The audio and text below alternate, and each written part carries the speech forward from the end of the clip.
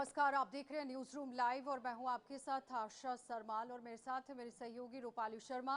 लेकिन अगले 40 मिनट तक कौन कौन सी खबरें आप हमारे साथ देखने वाले हैं वो जल्दी से हम आपको अल्फा टेक्स्ट के जरिए दिखाएंगे कि किस तरह से अलग अलग खबरें आपके सामने रखेंगे। देश और दुनिया के अंदर क्या कुछ हालात इस वक्त चल रहे हैं वो आपके सामने रखेंगे, क्योंकि देश और दुनिया के अंदर हालात जिस तरह से तनावपूर्ण बने हुए थे, लेकिन आज उसमें कहीं ना कहीं राहत की सांस जरूर आई है, जिसमें अमेरिका ईरान में 2 हफ्ते का सीज फायर आज जारी कर दिया गया, यानी कि 2 हफ्ते तक युद्ध विराम रहेगा। लेकिन क्या वाकई में ये आगे भी इसी तरह से जारी रहेगा, इस पर चर्चा करेंगे। बिल्कुल, इसके बाद ईरान और अमेरिका के हवाले से ही बात करेंगे, जहां पर सीज फायर का ऐलान तो हुआ है तो इराक में जश्न मनाते हुए लोग नजर आ रहे हैं, जहां पर सड़कों पर उतरकर साफ तौर पर खुशहाली की तस्वीरें देखी जा सकती है। दूसरी तरफ विरोध व्हाइट हाउस के बाहर, तो तस्वीरें आपको दिखाएंगे और बताएंगे कि पूरी जानकारी क्या कुछ है।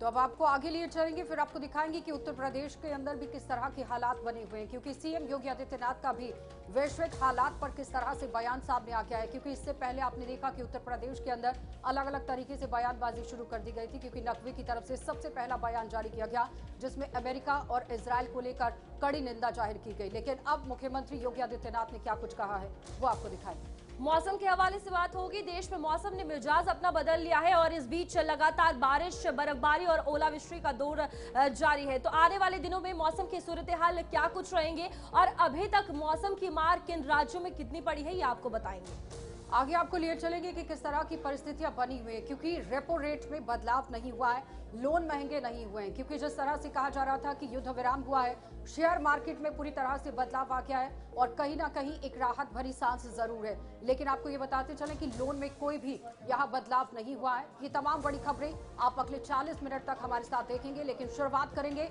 बड़ी खबर के साथ ही। इस वक्त की बड़ी खबर आपको दिखाते चले, जहां पर आप देखिए अमेरिका, ईरान और इजराइल को लेकर किस तरह से सीज फायर की खबर आज सामने आई। लेकिन अब यहां पर परिस्थितियां किस तरह की बनी हुई है। अमेरिका ईरान में 2 हफ्ते का सीज फायर जारी कर दिया गया है। जंग के 40वें दिन सीज फायर का ऐलान किया गया, लेकिन उसके साथ साथ यहाँ पर अब ईरान का अमेरिका को 10 पॉइंट का जो प्लान है वो दे दिया गया है, यानी कि ईरान की तरफ से 10 मांगे रखी गई हैं और अगर अमेरिका की तरफ से इन पर सहमति बनती है तो आगे भी ये सीज फायर जारी रहेगा।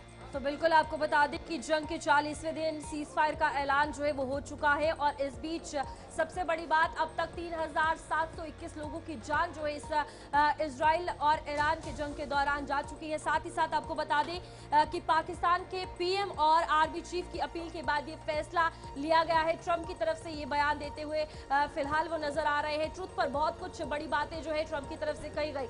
साथ ही साथ आपको बता दें कि अभी तक हॉर्मुज से गुजरने पर फीस जो है वो ईरान वसूलेगा, ये ओमान की तरफ से कहा गया है। ये तमाम बड़ी बातें इजराइल ईरान जंग के हवाले से इस वक्त निकलकर सामने आ रही है। 2 हफ्ते के लिए हॉर्मुज स्ट्रेट यानी कि स्ट्रेट ऑफ हॉर्मुज को खोल दिया गया है, जो कि सबसे बड़ी बात थी कि कल देर शाम तक अमेरिका इंतजार कर रहा था कि ईरान इस पर कोई फैसला ले, लेकिन इस बीच जो नॉन नेगोशिएबल बिहेवियर था उसके चलते सिचुएशंस और बिगड़ती हुई नजर आई। उसके बाद अमेरिका के प्रेसिडेंट डोनाल्ड ट्रंप की अगर बात करें तो साफ तौर पर उन्होंने अपने अकाउंट ट्रुथ पर यह कहा कि ये एंड ऑफ सिविलाइजेशन होगा अगर ईरान ने हमारी बात नहीं मानी। फिर देर रात ये देखा गया कि सीज फायर का ऐलान जो है वो हो गया और अब ये सिचुएशंस बदलती हुई नजर आ रही है। इस बीच डोनाल्ड ट्रंप राष्ट्रपति अमेरिका के क्या कुछ कहते हुए नजर आए हैं। उन्होंने ये कहा है कि ईरान की तरफ से तुरंत हॉर्मुज स्ट्रेट खोलने की शर्त पर बमबारी और हमले 2 हफ्ते के लिए स्थगित करने के लिए राजी हूं। मैंने ये फैसला पाकिस्तान के प्रधानमंत्री शहबाज शरीफ और आर्मी चीफ आसिम मुनीर की अपील के बाद लिया है। हमें ईरान से 10 पॉइंट का प्रस्ताव मिला है और दोनों देशों के बीच सभी विवादित मुद्दों पर सहमति बन चुकी है। अगले 2 हफ्ते समझौते को अंतिम रूप देने और उसे लागू करने के लिए जरूरी होंगे। अब ये 2 हफ्ते की सिचुएशन है, सीज फायर है। इसके बाद देखना होगा कि क्या कुछ तस्वीरें इसके बाद रहेंगी। जो प्रस्ताव 10 पॉइंट्स का दिया गया है, क्या ईरान की तरफ से जो पॉइंट्स दिए गए हैं अमेरिका उस पर राजी होता है। ओवरऑल सिचुएशन इस कॉन्फ्लिक्ट के दौरान काफी ज्यादा कहीं ना कहीं खतरनाक भी हो सकती है या फिर सब कुछ नॉर्मल होता हुआ नजर आ सकता है। तो फिलहाल 2 हफ्ते का इंतजार। इस बीच ईरान का अमेरिका को 10 पॉइंट का जो प्लान दिया गया है वो क्या कुछ है आपको बता दें। हमले पूरी तरह बंद हो ये कहा गया है और सभी सेक्शन जो है वो हटा दिए जाए। ये तमाम बड़ी बातें ईरान की तरफ से उस 10 पॉइंट के प्लान में कही गई है। साथ ही साथ फ्रीज किए गए स्टेट्स वापस मिले और जंग का स्थायी अंत हो। चले कि क्या ये तमाम 10 मुद्दे ईरान की तरफ से जो सामने रखे गए हैं उस पर सहमति बन पाएगी, ये बड़ा सवाल है। क्योंकि अमेरिका ने सीधे तौर पर ये कहा है कि हमें यहाँ परमाणु हथियार को लेकर ईरान को कार्रवाई तेज नहीं करने देनी है, यानी कि आपका जो परमाणु हथियार है वो हम नहीं बनने देंगे। और सबसे बड़ी डिमांड ही ईरान की तरफ से परमाणु हथियार को लेकर रखी गई है। अब सवाल यहाँ पर यह हो जाता है कि एक तरफ आप मुआवजे की मांग कर रहे हैं कि ईरान के अंदर जो नुकसान हुआ है उसकी भरपाई यहाँ अमेरिका करेगा और इजरायल करेगा, लेकिन इजरायल ने अभी तक इस पर सहमति नहीं जताई है। क्योंकि सीज फायर जरूर हुआ है, ईरान ने सीधे तौर पर यह कहा कि सीज फायर तो हुआ लेकिन हमारी जब तक मांगे नहीं मानी जाती हैं हम पीछे हटने वाले नहीं हैं। और सबसे बड़ी बात आपको यह भी बताते चले कि जिस तरह से यूरेनियम उठाने को लेकर बड़ी बात रखी गई, एक बड़ा मुद्दा अमेरिका की तरफ से यह कहा गया कि ईरान के अंदर हम परमाणु हथियार बनाने नहीं देंगे, यूरेनियम को अपने कब्जे में लेंगे। और उससे भी साथ ही साथ आपको ये बताते चले जिस पर सबसे बड़ा विवाद बना हुआ था स्ट्रेट ऑफ हॉर्मुज, और स्ट्रेट ऑफ हॉर्मुज से लगातार अब आवाजाही को लेकर तनाव जिस तरह से बना हुआ, लेकिन अमेरिका ने कहा कि हमने उस तनाव को खत्म कर दिया है, इसलिए जीत हमारी हो गई है। आज तेहरान के अंदर जश्न मनाया जा रहा है, लेकिन दूसरी तरफ अमेरिका की अगर तस्वीरों को देखा जाए तो वहां पर डोनाल्ड ट्रंप के खिलाफ पूरी तरह से प्रदर्शन का सिलसिला जारी हो चुका है। इससे पहले 80 लाख लोगों ने अमेरिका के अंदर प्रदर्शन किया और नो किंग्स के पोस्टर्स और बैनर लहरा दिए। लेकिन आज व्हाइट हाउस के नीचे भी आप देखिए किस तरह से प्रदर्शन हुआ, वॉशिंगटन डीसी के बाहर भी प्रदर्शन हुआ और साफ तौर पर महिलाओं ने और प्रदर्शनकारियों ने यह कहा कि जिस तरह की परिस्थितियां बनी हुई है डोनाल्ड ट्रंप नहीं चाहिए। चलिए, इस वक्त हमारे साथ मेहमान जुड़ गए हैं, तो सबसे पहला सवाल यही रहेगा कि जिस तरह से आज सीज फायर हुआ है, इस सीज फायर को किस तरह से देखते हैं, लेकिन क्या वाकई में ये लंबे समय तक खींचेगा? क्योंकि जो 10 डिमांड्स रखी गई हैं उस पर सहमति अमेरिका की तरफ से कैसे बन पाएगी? जिस तरह एग्जाम्पल के तौर पर अगर हम रखें, यूरेनियम की डिमांड सबसे ज्यादा रखी गई है, क्या इस पर सहमति बन पाएगी?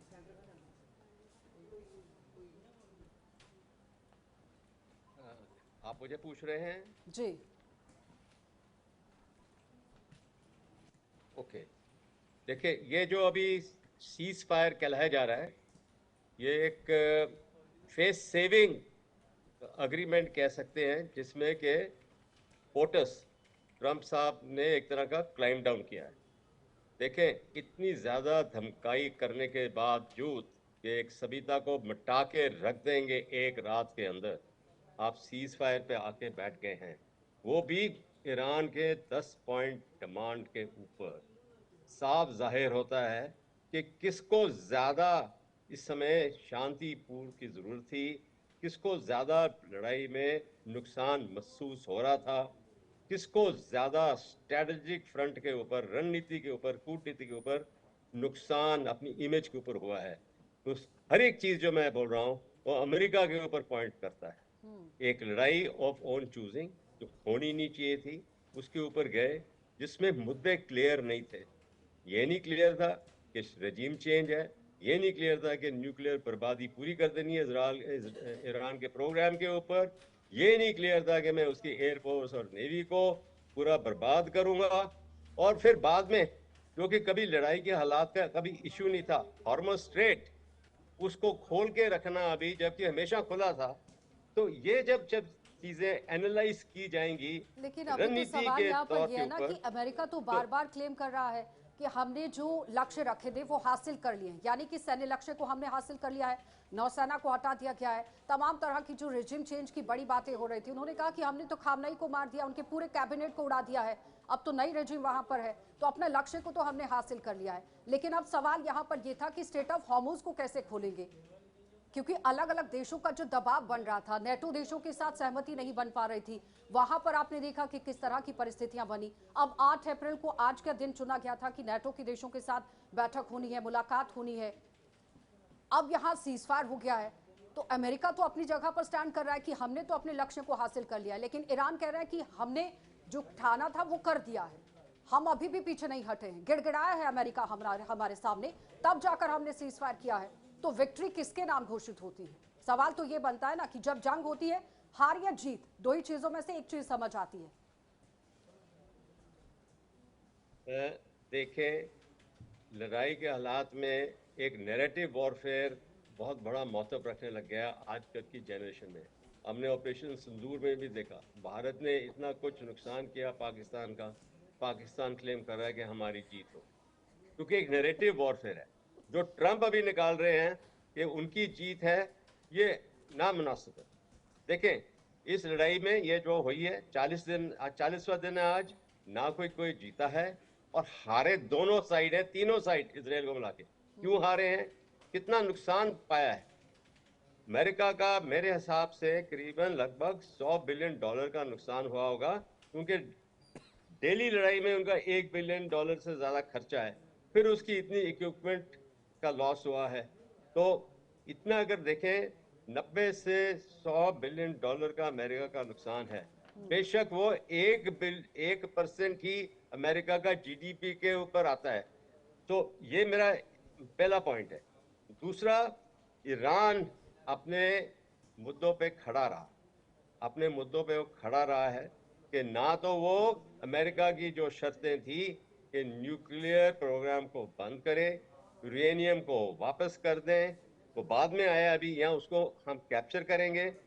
तीसरा, कि रेजिम चेंज हो। अभी रेजिम चेंज कैसे है? रेजिम चेंज होती है कि अगर डेमोक्रेटिक पार्टी पावर में है और रिपब्लिकन है, इस समय तो रिपब्लिकन पार्टी को गिराया जाएगा और डेमोक्रेट पार्टी आ गई, वो रेजिम चेंज है।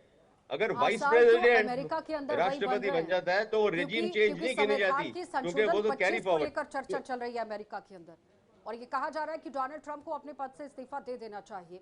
लेकिन दूसरी तरफ स्ट्रेट ऑफ हॉर्मुज की जिस तरह से बात हो रही है कि अगर आपको आपके जहाज को निकालना है तो $2 बिलियन आपको देना है, और फिर यहाँ पर शेयरिंग होगी ईरान और ओमान के बीच में। तो ये पॉइंट मुझे कंप्लीट करने दें। जो हॉर्मुज स्ट्रेट का था मुद्दा बाद में आया है, लड़ाई के हालात के दौरान, और उसमें क्योंकि हॉर्मुज स्ट्रेट तो खुला था, और बेशक जब शाह अफरान भी थे, उन्होंने बोला कि हॉर्मुज स्ट्रेट हमारा जगुलर वेन है, ये हमारी अटूट हिस्सा है।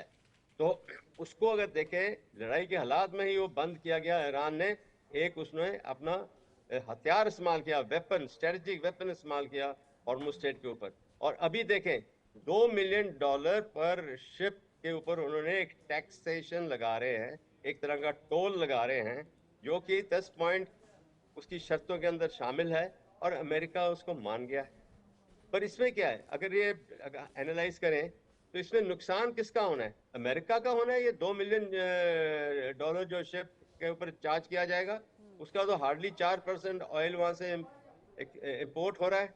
ये तो बाकी मुल्कों के ऊपर, भारत, चीन, उसके ऊपर ईरान कैसे करेगा कि हमारे ऊपर भी चार्ज करेगा कि बाकी मुल्क हैं जो उसके इसने दोस्ताने तौर पे उनके रिश्ते नहीं थे।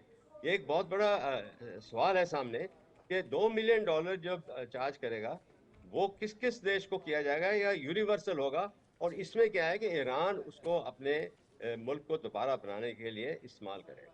तो ये एक बड़ा सवाल है, क्योंकि हॉर्मुज इस स्ट्रेट पूरे युद्ध अल्टीमेटली विराम बन के गया था बीच में बार्गेनिंग चिप एक या और बड़ा सवाल है मेन ना कि मुद्दा, इजराइल ने क्योंकि अपनी मेन सहमति मुद्दा नहीं दी है। लड़ाई उन्होंने का कहा लेबनान को छोड़कर बाकी सब सीज फायर है, और लेबनान के कई हिस्सों पर आपने देखा कि इजराइल ने कब्जा कर भी लिया है, और अभी ताबड़तोड़ हमले की भी करने की खबर है, क्योंकि जब सीज फायर डिक्लेयर हुआ उसके बाद ही अलर्ट आ गया कि दोबारा से अटैक हो सकता है।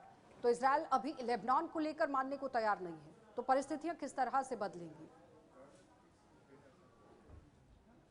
देखें, इस समय 2023 अक्टूबर से इजराइल लड़ाई के हालात में ही रहा है, और उस शय मिल रही है उसको अमेरिका से, आर्मामेंट सप्लाई, बिल्कुल फाइनेंशियल सपोर्ट, उस शय के ऊपर वो लड़ाई के मैदान में रहा है। और नेतन्याहू ने अपने देश को एक लड़ाई के अंदर पूरा बिल्कुल कायम करके रखा है कि हमने ये लड़ाई जीतनी है। उसका एम है कि मैं ग्रेटर इजराइल बना सकूं, जिसके अंदर उसका बिब्लिकल का है, लेवेंट जो एरिया है लेबनान और सीरिया का, वो इजराइल मानता है कि हमारा ग्रेटर इजराइल का हिस्सा है। इसलिए नेतन्याहू या इजराइल मान नहीं रहा इस समय ये शर्तों के ऊपर, सीज फायर के ऊपर, और वो काफी हद तक कायम है इसमें। देखो, लटानी रिवर तक पहुंच गए हैं, काबू रखेंगे इस इलाके को, वापस नहीं करेंगे, मैं आपको बता रहा हूं। दूसरा है कि जॉर्डन का इलाका भी ग्रेटर इजराइल में आता है, गाजा और वेस्ट बैंक भी गिना जाता है, जिसके ऊपर ऑलरेडी इजराइल ने कब्जा कर लिया है। कुछ हिस्से सिनाई डेजर्ट में इजिप्ट के हैं, वो भी ग्रेटर इजराइल का बनता है हिस्सा। तो इसराइल का मुद्दा बहुत लंबी घोड़े की दौड़ की हालात है, तो पर अब आपको इसमें क्या लगता है कि जो राज पाकिस्तान के अंदर बैठक होने वाली है, पाकिस्तान ने न्योता दे दिया है कि आइए बातचीत करिए और डोनाल्ड ट्रंप के जो टॉप दूत हैं वो पाकिस्तान में पहुंचने वाले हैं, ईरान की तरफ से कौन चर्चा के लिए पहुंचेगा, फिर जो 10 पॉइंट्स रखे गए हैं उस पर सहमति किस तरह से होगी, क्योंकि सीज फायर आपने महज 2 हफ्तों का दिया है, उसे आगे कैसे बढ़ाना है, पूरी तरह से इस जंग को खत्म कैसे करना है, इस पर भी तो अब चर्चा शुरू हो जाएगी। कि 10 अप्रैल की जो मुलाकात होगी पाकिस्तान के अंदर, उसमें ये सारे चर्चे सामने आएंगे। अमेरिका की कॉफ और कुशनर जो ऑलरेडी थे हिस्से उसके अंदर, वो पार्टिसिपेट करेंगे। दूसरा है कि ईरान से कौन आएगा। मेरे विचार के मुताबिक एक तो उनके फॉरेन ठीक है, मिनिस्टर बनाए इराक़ी रखूंगे ज़रूर मैं आपको अपने होंगे साथ, शामिल। लेकिन एक और बड़ी खबर अपने दर्शकों को दिखाते चले, जहां पर आप देखिए सीज फायर के बाद ईरान से इराक तक भारी जश्न का माहौल है और इस वक्त सड़कों पर उतरकर जश्न मना रहे हैं ईरान के लोग। लेकिन तेहरान की गलियों में आप देखिए किस तरह से जश्न का माहौल है, वहां पर आम जनता ये समझती है विक्ट्री हो चुकी है, यानी कि ईरान ने घुटने नहीं टेके हैं। वो मान रहा है कि अमेरिका ने घुटने टेक दिए हैं, क्योंकि बार बार सीज फायर की पेशकश अमेरिका की तरफ से की जा रही थी, जिसमें अब जश्न का माहौल तेहरान के अंदर है। और साथ ही ये भी बताते चले कि अब झंडे लेकर आप देखिए तेहरान के लोग किस तरह से जश्न मना रहे हैं, ढोल नगाड़ों के साथ इस जश्न को यहाँ कैश किया जा रहा है। लेकिन सवाल फिर वही आ जाता है कि अमेरिका के अंदर जो हालात इस वक्त बने हुए हैं, क्योंकि अमेरिका के खिलाफ प्रदर्शन शुरू हो चुका है, डोनाल्ड ट्रंप के खिलाफ अमेरिका में, जहां पर आप देखिए वॉशिंगटन डीसी में प्रदर्शन हुआ, व्हाइट हाउस के बाहर प्रदर्शन हुआ और व्हाइट हाउस की तरफ से ये कहा गया है कि डोनाल्ड ट्रंप ने जो कदम उठाए गए हैं उन्होंने पूरी तरह से फतह हासिल कर ली है। यानी कि अमेरिका स्ट्रेट ऑफ हॉर्मुज को खुलवाने की कोशिश में था और चाहता था कि स्ट्रेट ऑफ हॉर्मुज खुल जाए, तो अब स्ट्रेट ऑफ हॉर्मुज खुल गया है। लेकिन ईरान ये मान रहा है कि बार बार पेशकश अमेरिका की तरफ से सीज फायर की जा रही थी, जिसमें ईरान ने अपनी सहमति दी है और महज सिर्फ और सिर्फ 2 हफ्तों के लिए ये यहाँ मोहलत दी गई है और उसके बाद अगर उनकी डिमांड्स को नहीं माना जाता है तो उसके साथ ही आप देखिए परिस्थितियां किस तरह से बदल सकती हैं, क्योंकि ईरान की तरफ से एक बड़ा बयान जारी किया गया। उन्होंने कहा कि जंग अभी सिर्फ रुकी है, युद्ध का अंत नहीं हुआ है, हमारी उंगली अभी भी ट्रिगर पर है और किसी भी वक्त दब सकती है। अगर डिमांड्स को नहीं माना जाता है तो जाहिर तौर पर परिस्थितियां और भी बदल सकती हैं। तो बिल्कुल इस बीच ट्रंप के सीज फायर के बाद अगर बात की जाए, ओवरऑल यहाँ पर प्रदर्शन जो है वो व्हाइट हाउस के बाहर देखने को मिल रहा है। इसी के साथ साथ अब ईरान कहीं ना कहीं अपनी विक्ट्री की जो खुशी है वो मनाते हुए नजर आ रहा है साफ तौर पर। और इस बीच एक के बाद एक जश्न, चाहे वो इराक हो या फिर तेहरान हो, वहां से तस्वीरें सामने आ रही है, क्योंकि सिचुएशन जिस तरीके से यहाँ पर नजर आई।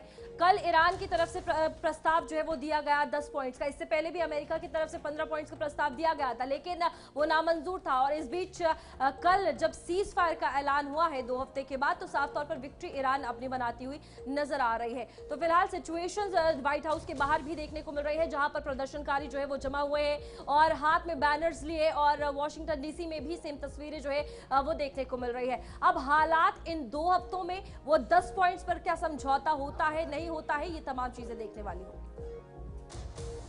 चलिए तो फिलहाल दिखाते चले कि किस तरह से ईरान के अंदर जश्न का माहौल है, लेकिन लोगों का क्या कुछ कहना है वो जरा सुन लीजिए। Refuse fascism. We are out here tonight because we cannot stand what's going on. We cannot wait till the elections. The elections are not going to save us. What's happening in this country needs to stop now.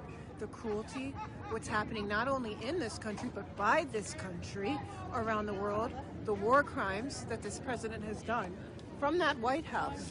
This man's got to go. The whole regime has to go. And until he's gone, we need to fill these streets every day and demand for him to go now. Every day that we wait, we sit here and talk about the elections. Every day more people are dying. Every day more people are suffering around the world because of him. He's got to go now. And the people need to do something. Not Congress, but the people of this country need to do something. That I am strongly opposed to any foreign military action that involves so many civilian casualties. I don't believe that the U.S. military should be bombing Iran with no pretext, recklessly, to the detriment of both countries. हुए हैं लगातार। Sir, सवाल ये है कि जिस तरीके से लोगों के बयान अब इस सीज फायर के बाद बाहर आए हैं, यहाँ के ही अब लोग प्रदर्शन करते हुए, क्योंकि ट्रंप की नीतियों से पावर अमेरिका को कहा जाता था, इस बीच लगातार जो डोमिनेटिंग बिहेवियर, नैरेटिव सेट करना और सीधा धमकियों में क्या कुछ परेशानियां जो है वो खुद ट्रंप को अब झेलनी पड़ सकती है, क्योंकि यहाँ पर लोग अब उनकी ही नीतियों के खिलाफ हो चुके हैं। देखिए, सबसे पहले अगर हम अमेरिका को हाथ के अंदर भी सुपर पावर कहें तो आई थिंक सुपर पावर का नाम के ऊपर ही बदनामी है। दूसरा, एक राष्ट्रपति जैसी अपनी भाषा इस्तेमाल कर रहा था और ट्वीट किया, एक वो बिल्कुल ही शेमफुल, इतनी बेइज्जती वाली बात थी कि कोई भी लीडर विश्व का उसको इसको मानना नहीं चाहिए कि ये लीडर हैं। ये लीडर नहीं है, ये businessman converted crimes, international war crimes के ये अभी मुजरिम हैं। देखे, और मैं बड़े स्ट्रॉन्ग लफ्ज इस्तेमाल कर रहा हूं कि जो इंसान एक सभ्यता को सफाया करने के लिए लिखित में उसने डाला है, तो ये तो इंटरनेशनल कोर्ट ऑफ जस्टिस को इसको काबू करके ही शुड बी डिक्लेयर्ड। अगर पुतिन को आप डिक्लेयर करते हो, नेतन्याहू को करते हो, तो ये क्यों नहीं आप डिक्लेयर कर रहे? किस चीज का डर है? क्या सुपर पावर है ये?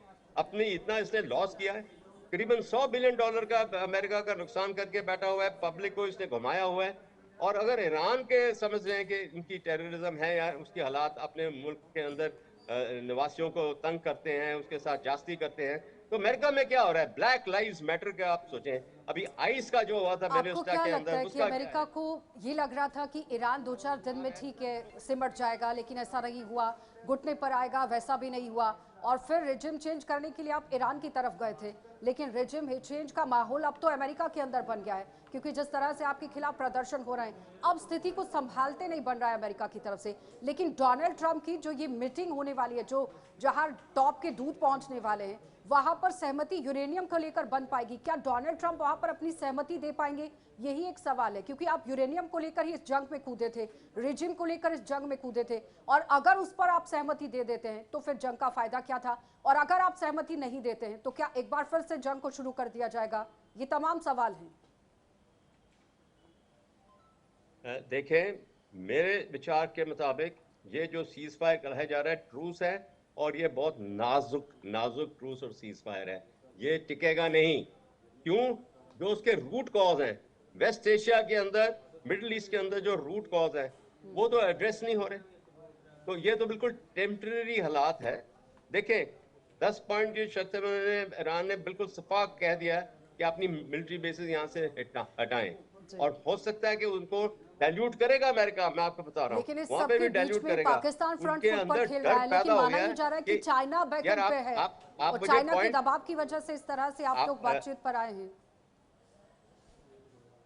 मैडम, आप जब मैं बोल रहा हूँ हर टाइम आप इंटरफेयर कर देते हैं, चेन ऑफ थॉट हिल जाता है, मेरे को खत्म करने दिया करें पॉइंट। नहीं, मैं तो जानना चाहती हूँ ना कि पाकिस्तान तो फ्रंट फुट पर खेल रहा है, लेकिन बैकएंड से सपोर्ट तो चाइना का है। देखें, पाकिस्तान तो एक अमेरिका का जो उनका फील्ड मार्शल है, ट्रंप के हिस्से के ऊपर, ट्रंप ने देखा कि पाकिस्तान के अंदर ही यहाँ सीज फायर या मीडिएशन है, वहाँ पे किया जाए, बहुत धन्यवाद आपका जुड़ने के लिए। लेकिन फिलहाल बताते चले कि परिस्थितियां और अब आने वाले समय में किस तरह की बनेगी ये देखना होगा, क्योंकि इस वक्त पाकिस्तान की तरफ से पेशकश तो कर दी गई कि यहाँ मुलाकात का दौर शुरू होगा, अब किस तरह से सहमति बनेगी ये देखना होगा। आगे बढ़ जाते हैं, एक और बड़ी खबर आपको दिखाते चले, जहां पर आप देखिए किस तरह के हालात बने हैं। ऑस्ट्रेलिया समेत कई देशों में युद्ध विराम का भी अब स्वागत किया गया है, और यहाँ अल्बनीज ने भी तनाव कम करने की अपील को दोहरा दिया है, और साथ ही साथ ईरान के हॉर्मुज बंद करने से ऊर्जा संकट पूरी तरह से गहरा गया था, लेकिन अब वाणिज्यिक जहाज और यहाँ तेल ढांचे प्रभावित हो रहे थे। अब यहाँ पर स्ट्रेट ऑफ हॉर्मुज को खोल दिया गया है, तो जाहिर तौर पर इस पर आप देखिए कहीं ना कहीं राहत अलग अलग देशों को जरूर बनेगी। तो बिल्कुल यहाँ पर आपको बता दें कि ऑस्ट्रेलिया ने मध्य पूर्व युद्ध विराम का स्वागत किया है, क्योंकि लगातार जब स्ट्रेट ऑफ हॉर्मुज बंद हुआ, तेल की कीमतें बढ़ी, साथ ही साथ ईंधन की अगर बात करें तो उसकी कीमतों में वृद्धि हुई थी। तो अब ये सीज फायर कहीं ना कहीं अब देखने वाली बात है कि क्या सिचुएशंस को नॉर्मल करता हुआ नजर आता है या नहीं। साथ ही साथ आपको बता दें कि हॉर्मुज से दिक्कत हो रही थी, ये भी उनके पीएम की तरफ से कहा गया। स्ट्रेट ऑफ हॉर्मुज अगर बात की जाए, ईरान की तरफ से शुरू से ही लगातार अगर बात की जाए हुक्म का इक्का रहा है और स्ट्रेट ऑफ हॉर्मुज को लेकर अब तमाम बातें, जब वहां से भारतीय जहाजों को गुजरने दिया गया और अमेरिका को साफ तौर पर रोक लगाई गई कि ऐसा नहीं हो सकता, इसके बाद अमेरिका बौखलाया, सिचुएशन बिगड़ती हुई नजर आई। 15 पॉइंट्स का प्रस्ताव ईरान की तरफ से, अब 10 पॉइंट्स का प्रस्ताव। तो सिचुएशन इस वक्त सच में बहुत नाजुक है, जो अगले 2 हफ्ते पर निर्भर करती है। क्या सच में अगले 2 हफ्ते सीज फायर बना रहेगा? और जो सिचुएशन सीज फायर को लेकर उसके बाद बाहर आ रही, कहीं पे जश्न हो रहा है तो कई इस सीज फायर का स्वागत कर रहे हैं। ये तमाम चीजें वैश्विक स्तर पर ग्लोबली अगर बात करें तो कहीं ना कहीं एक बड़े संकट से हटती हुई नजर आएंगी। सबसे बड़ी बात आपको बताते चले अपने दर्शकों को, जिस तरह से पूरी दुनिया के अंदर ऊर्जा का संकट था, गैस का संकट था, वो कहीं ना कहीं दूर होगा। बड़ी खबर, यूएस ईरान सीजफायर पर शेंजर का भी बड़ा बयान सामने आया, जहां पर उन्होंने कहा कि पाकिस्तान की जो ये मध्यस्थता है वो असामान्य है। समझ में नहीं आ रही है कि पाकिस्तान की तरफ से किस तरह से ये मध्यस्थता की गई है। ईरान दावों का ये अमेरिका के साथ जो चल रहा है वो उसमें बहुत अंतर है। हॉर्मुज खोलना मुख्य मुद्दा यहाँ पर बन गया है, लेकिन इसके साथ शेंजर जो है वो सामने आ गए और शेंजर की तरफ से ही तमाम बातें रख दी गई है कि भाई अमेरिका जिस तरह से बात कर रहा है, फ्रंट फुट पर पाकिस्तान को लाया गया, लेकिन बैकएंड पर कौन खेल रहा है। डोनाल्ड ट्रंप की तरफ से इस तस्वीर को साफ करने की कोशिश की गई कि चाइना के कहने पर पाकिस्तान के साथ इस बातचीत को आगे बढ़ाया गया है। अब मिल बैठकर बातचीत होगी, टेबल पर टॉक होगा और उसके बाद सहमति बनाने की कोशिश होगी। लेकिन शेंजर कह रहे हैं कि पाकिस्तान की तरफ से जो मेडिएशन की गई है, मध्यस्थता करने की कोशिश की गई है, वो असामान्य है। Well, look, we know that J.D. Vance holds a dim view of foreign intervention, and I think he's been very concerned about this war from the get-go. We lump him into a group broadly described as neo-isolationists here in this country, just people who are deeply skeptical of the American use of force to shape forces around the globe. But I think the question of China is really the one that is the most interesting. When we look at Pakistan, what we need to understand is that this is a country that is greatly indebted to China. China, through Belt and Road and through debt trap diplomacy, they have the Pakistanis right where they want them. And so the question is, are the Pakistanis trying to work with the United States in order to perhaps make some new friends and broaden the scope of their alliances around? तो चलिए आगे बढ़ेंगे, जहां पर एक और बड़ी खबर जो है, क्योंकि लगातार इस सीजफायर के बाद प्रतिक्रियाओं का दौर जारी है और सीजफायर ऐलान पर प्रतिक्रियाओं का दौर तेज हो चुका है। जहां पर आपको बता दें कि यूपी में शिया मरकजी चांद कमेटी के अध्यक्ष का बड़ा बयान जो है इस सीजफायर के बाद सामने आया है। ईरान को आतंक रोकने वाला देश जो है वो बताया है और अब देखिए 40 दिन में ईरान जीता है। अमेरिका इजराइल की इस जंग में ईरान को बधाई देते हुए मौलाना यासूब अब्बास जो है वो नजर आ रहे हैं और ये कहा जा रहा है कि ईरान ने इन सभी सिचुएशंस को, यानी कि जो सीजफायर पर अमेरिका की सहमति हुई है, वो आतंक को रोकने वाला एक देश बताया है और ईरान की जमकर तारीफ करते हुए इन तमाम चीजों में वो नजर आ रहे हैं। तो बड़े बयान और लगातार प्रतिक्रियाओं का दौर जारी है, चाहे भारत हो या वैश्विक स्तर पर अगर बात की जाए, अलग अलग कंट्रीज की हर एक जगह से अलग अलग स्टेटमेंट्स आ रही है, क्योंकि सीजफायर जो ये 40 दिन के बाद हुआ है, सिचुएशंस बहुत ज्यादा क्रूशियल हो चुकी थी और इस बीच अब ये कॉन्फ्लिक्ट रुकना चाहे 2 हफ्ते के लिए ही है, एक बड़ी बात है। चलिए तो फिलहाल बताते चले कि उत्तर प्रदेश के अंदर भी सियासत चरम पर आ गई है। उस बीच में आपको बताते चले कि नकवी की तरफ से सुबह एक बयान जारी किया गया जिसमें उन्होंने कहा कि ईरान इस जंग को जीत गया है। लेकिन फिलहाल ये बताते चले कि हर एक देश में अपने अपने तरीके से नैरेटिव चलाने की कोशिश हो रही है, क्योंकि जब सीजफायर डिक्लेयर होता है और बातचीत टेबल पर आती है तो हर एक देश की जनता ये सोचती है कि वो जीत गई है, लेकिन अभी भी परिस्थितियां समझी नहीं है। जीता कौन है ये तो समय बताएगा, लेकिन फिलहाल अभी तक आप देखिए क्लेम ईरान की तरफ से करने की कोशिश हो रही है। नकवी की तरफ से क्या कुछ कहा गया, किस तरह से निंदा की गई, वो जरा आपको दिखा देते हैं। आज सबको मुबारकबाद देते हैं, ईरान जीत गया है और मैं ये समझता हूँ ये दुनिया के लिए एक गुड न्यूज है कि एक दहशतगर्द और एक गुंडा कि जो पूरी दुनिया में आतंक मचाया था, ईरान ने उसके ऊपर लगाम लगाई और सुपर पावर को घुटनों पे लेके आ गया कि अब वो कह रहा है सीज फायर की बात कर रहा है। और मैं समझता हूँ कि सीज फायर जो हुआ है बहुत अच्छी बात है, ईरान ने दिखा दिया, क्योंकि हमने पहले भी कहा था कि छेड़ा अमेरिका और इजराइल ने है, ईरान छोड़ेगा नहीं। दुनिया में कहीं पर भी जंग होती है, सिवाय नुकसान के अलावा कुछ नहीं होता है और इस जंग को बंद होना चाहिए था, लेकिन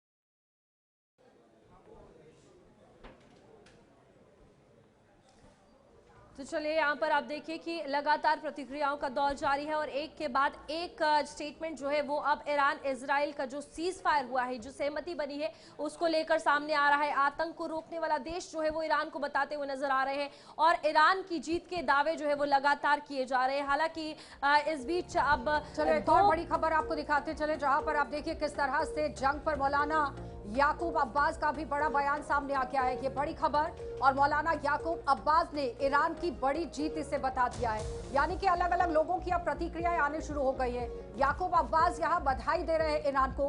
अमेरिका इजराइल की बड़ी हार इसे बता दिया गया है, क्योंकि अमेरिका और इजराइल ने इस जंग को शुरू किया था, लेकिन घुटने पर अमेरिका को ईरान ने ला दिया है, ये कहा जा रहा है। और अब जंग पर मौलाना की तरफ से एक बड़ा बयान जारी कर दिया गया, लेकिन फिलहाल इजराइल अभी भी मानने को तैयार नहीं है। उन्होंने कहा कि लेबनान को छोड़कर सीज फायर के समझौते के साथ वो अपनी सहमति देते हैं, उसके समर्थन में वो खड़े हैं, लेकिन लेबनान पर अभी भी हमला जारी है और लगातार परिस्थितियां वहां पर घातक साबित होती जा रही है, क्योंकि सुबह से ही अटैक यहां पर इजराइल की तरफ से भी किया गया है और ईरान ने भी कहा कि पलटवार हम भी करेंगे, क्योंकि हम पीछे हटने वाले नहीं है। लेकिन इसके साथ ही यहां पर बधाई का दौर भी शुरू हो चुका है। देखिए, अमेरिका अपने को सुपर पावर समझता था।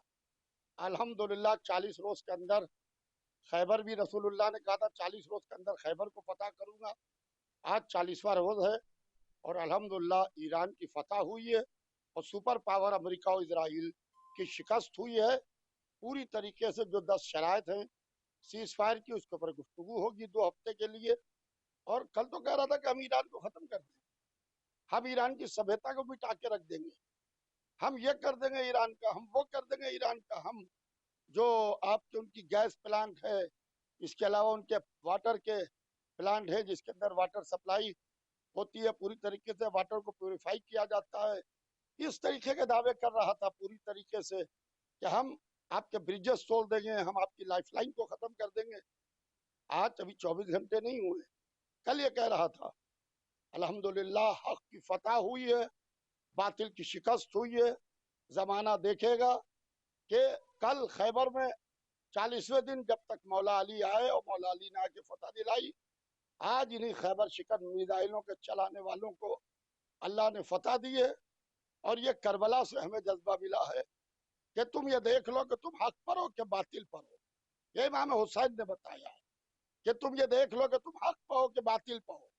अगर तुम हक पर हो तो तुम तो चलिए यहाँ पर आप सुन रहे थे कि मौलाना अब्बास का क्या कुछ कहना है। और इस बीच कश्मीर में भी अगर बात की जाए तो लगातार आपको बता दें कि हमने देखा था कि किस तरीके से हालात जो है वहां पर बिगड़ते हुए नजर आए थे जब आयतुल्लाह अली खामनेई की मौत हुई थी। अब सीज फायर के बाद कश्मीर घाटी में कई जगहों पर जश्न जो है वो मन रहा है और सीज फायर को लेकर सड़कों पर लोग जश्न मनाते हुए नजर आ रहे हैं। फैसले को ईरान की बड़ी जीत बताया गया है, क्योंकि पहले ही दिन जब ईरान में इस तरीके से इजराइल का अटैक हुआ था तो कश्मीर के लोगों ने साफ तौर पर सड़कों पर आकर जिस तरीके से प्रदर्शन किया और उसके बाद अब इस सीजफायर के बाद जश्न जो है वो लोग बनाते हुए नजर आ रहे हैं। फिलहाल तमाम तस्वीरें भी आपको दिखाएंगे और इस बीच कश्मीर में क्या कुछ हालात है इसके बाद फैसले को लेकर ये बड़ा जश्न वहां पर मन रहा है। ये साफ तस्वीर आप देख सकते हैं कि किस तरह से सीज फायर के बाद यहाँ पर कश्मीर घाटी के अंदर जश्न का माहौल है। बारिश भी हो रही है, लेकिन उसके बावजूद भी लोगों के अंदर उत्साह का माहौल है, क्योंकि अली खामनेई की मौत के बाद की तस्वीर भी आपने देखी थी कि किस तरह से यहाँ कर गमगीन जो तस्वीरें सामने आई। लेकिन फिलहाल इस वक्त जश्न की तस्वीरें आपके सामने हैं, जहाँ पर लोग बढ़ चढ़कर जश्न के माहौल में शामिल हुए हैं और इस खराब मौसम के बीच में भी उत्साह थम नहीं रहा है। इमरान नायकू हमारे साथ, हमारे संवाददाता जुड़ गए हैं। इमरान, किस तरह से वहां पर जश्न की तस्वीरें तो हमने देख ली, लेकिन मनाया जा रहा है?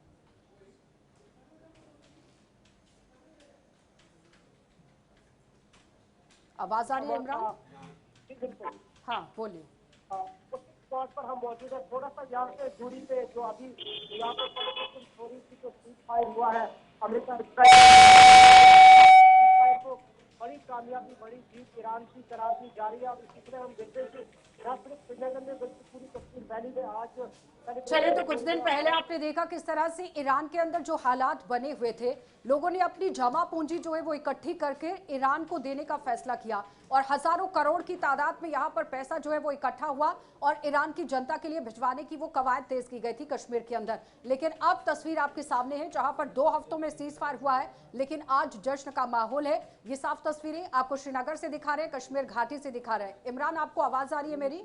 जी बिल्कुल, जैसे मैं कह रहा था, मौजूद है जहां अभी जश्न मनाया जा रहा था, सेलिब्रेशन हो रही थी और ईरान के हक में नारे, ईरान की जो लीडरशिप है, वहाँ की जो क़यादत है, उनके हक में उनको खराज तहसीन, उनको ग्रेटिट्यूड पेश किया जा रहा है और यहाँ पटाखे फोड़े जा रहे हैं और स्लोगन्स लगाए जा रहे हैं। जो बैनर्स है, आयतुल्लाह खामेनी शहीद के जो बैनर्स है, जो पोस्टर है, वो लोगों ने हाथ में लिए हुए हैं और ईरान और इसराइल के खिलाफ नाराबाजी हो रही है और बड़ी कामयाबी, बड़ी जीत इसको करार दिया जा रहा है। जिस तरीके से 2 हफ्ते के लिए सीज फायर का ऐलान किया गया है और ना सिर्फ श्रीनगर शहर में बल्कि कश्मीर वैली के दीगर जगहों पे भी आज यहाँ से हम देख लें कि मौसम भी काफी खराब है, इस वक्त भी बारिश हो रही है, लेकिन इस बारिश के बावजूद भी लोगों में जो जज्बा है, जो जुनून है, जो जोश है, वो कम नजर का नहीं कम होता हुआ नजर इमरान, नहीं आ रहा अगर है, हम बल्कि ये लोगों बढ़ता ही की जा रहा है। बात करें, लोगों से बातचीत आपकी हुई होगी, वो कैसा इस वक्त उत्साह के माहौल में महसूस कर रहे हैं? क्योंकि जो त्रासदी हुई ईरान के साथ, उसको लेकर भी आपने पहले की तस्वीरें यहाँ कश्मीर के अंदर की देखी थी, लेकिन आज कितना खुशी का माहौल लोगों के अंदर? देखिए, ये क्वाइट ऑब्वियस है कि लोग काफी खुश हैं और होना भी चाहिए। जिस तरीके से लगातार अमेरिका की तरफ से, इसराइल की तरफ से हमले हो रहे थे और जो कल शाम को धमकी दी गई थी डोनाल्ड ट्रंप की तरफ से और कहा गया था कि ईरान की सिविलाइजेशन को ही खत्म किया जाएगा, लेकिन जो एक शॉर्ट पीरियड ऑफ टाइम में जो सीज फायर हुआ है और एक किस्म का अमेरिका जैसी सुपर पावर ने सरेंडर किया है और ये जाहिर सी बात है, इसको एक्सपर्ट्स भी कह रहे हैं और आम लोगों का मानना है कि एक पसपाई हुई है, इनकी एरोगेंस खत्म हुई है और इस तरह से हम देख रहे हैं कि कश्मीर में लोग इस पर किस तरह से खुशी का इजहार कर रहे हैं, मसरत का इजहार कर रहे हैं। इसी के साथ अगर बात करें, हमने आज से 40 दिन पहले वो भी तस्वीर देखी थी जब आयतुल्लाह अली खामेनी की मौत हुई थी और लगातार लोग जमकर, चाहे औरतें हो या फिर आदमी हो, बच्चे हो, हर कोई सड़कों पर था और आज वही जश्न मनाते हुए नजर आ रहे हैं। इस टाइम पीरियड के दौरान अगर बात की जाए, कश्मीर का जो समर्थन रहा है ईरान को, अब क्या कुछ लगता है आने वाले समय में जो 2 हफ्ते कहे जा रहे हैं, क्योंकि सिचुएशंस अभी भी क्रूशल है, इस बीच क्या लगता है कश्मीर की जनता जो हमेशा से ईरान का समर्थन करते हुए नजर आई है, आज क्या कुछ उनका कहना है?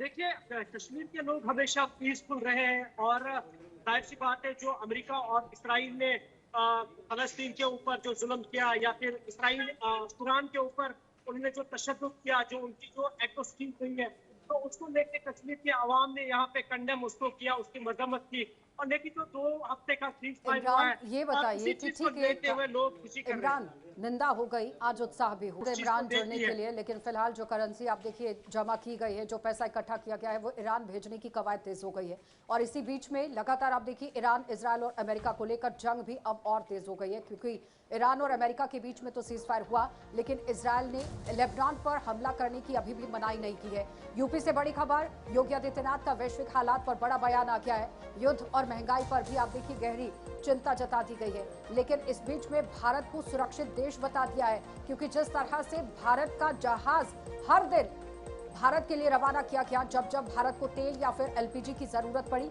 वहीं से आप समझ सकते हैं कि भारत कहां पर स्टैंड करता है और भारत का वैश्विक पटल पर क्या औहदा है और किस तरह की परिस्थितियां भारत के साथ अलग अलग देशों की है। क्योंकि यहाँ पर आप देखिए स्ट्रेट ऑफ हॉर्मुज से जब भारत का जहाज गुजरा, झंडा लगाया गया, एलपीजी जहाज पर लिखा गया और देश की जनता को राहत यहाँ पर सरकार की तरफ से दिलाई गई। लेकिन यूपी की सरकार अब जिस तरह से दावा पेश कर रही है, एक बड़ा बयान योगी आदित्यनाथ की तरफ से जारी कर दिया गया कि भारत बहुत ही अहम कदम यहाँ पर उठा रहा है और शांति प्रिय देश है। तो बिल्कुल आपको बता दें कि यहाँ पर सीएम योगी का वैश्विक हालात पर ये बड़ा बयान है और इस बीच आगरा में योगी आदित्यनाथ ने ये भी कहा कि दुनिया के कई देश युद्ध और महंगाई दोनों की मार झेल रहे हैं। आम लोगों को सीधा इसका असर हो रहा है, उनका जीवन जो है वो इससे प्रभावित हो रहा है, क्योंकि हमने बीते दिनों देखा किस तरीके से एलपीजी की मार, साथ ही साथ पेट्रोल डीजल को लेकर जो मार जो है वो देखने को मिली। इसके बाद महंगाई जो है वो बढ़ती हुई नजर आई, लोग परेशान होते हुए नजर आए और इस बीच ये तमाम बड़े बयान जो है सीएम योगी आदित्यनाथ की तरफ से कहे गए और आर्थिक संकट और महंगाई को लेकर चिंता वो जताते हुए नजर आए और क्या कुछ कहा उन्होंने वो भी सुनिए।